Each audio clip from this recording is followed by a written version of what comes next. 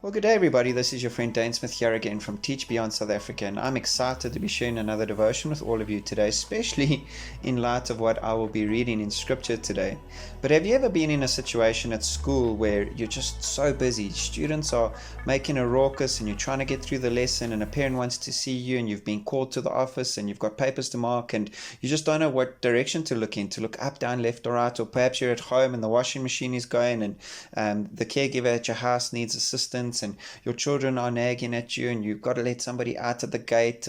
Perhaps you're a business owner and the courier's just let you down and you've got orders and emails that you need to respond to, and your phone keeps on ringing, and you've got a customer that wants to come and see you, and then you've got a family emergency in the mix as well, and all of this stuff is happening, and you think to yourself, my oh my, how do I even get through today? And I think one of the key things in all of this is that as best as possible we need to try and stay focused.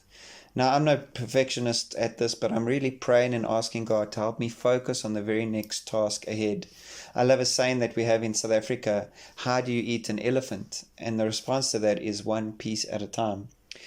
I stumbled across my scripture. I still use a normal diary for the day with, it gives you the times on the left-hand side column, and it's paper. I like writing and drawing and all that kind of thing. And so the verse in my diary today was Philippians 2, verse 13. It says, "It is God who works in you to will and to act in order to fulfill His good purpose."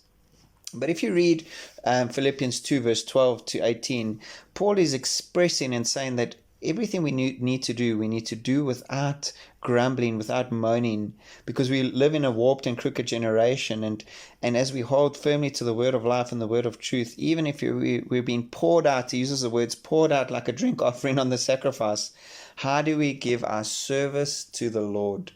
And he also says that we need to not complain about everything that we do. And I've tried my very best when somebody asks me, "Dane, how are you doing?" to not respond with the words, "I'm so busy," because I think immediately you're hindering a relationship opportunity by telling people you're too busy to hear their problems, you're too busy to spend time with them. And so I don't use those words anymore, because I am busy, but that doesn't mean everybody needs to know that. And I try and respond as best as I possibly can. So how can we glorify God even in those chaotic moments where we just feel unfocused? What tools do you perhaps that you can possibly comment or share on after this devotion in the comment section on social media?